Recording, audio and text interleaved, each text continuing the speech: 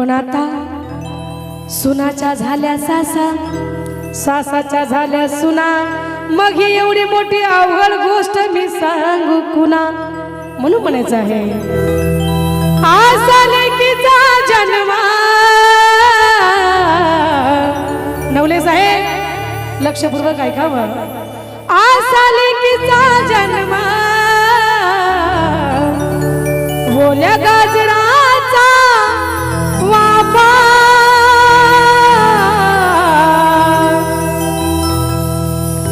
आमच्या आईला पटलंय बर का. आता आई मला 100 कमायला पण बक्षीस देणार आहे, मला माहिती आहे.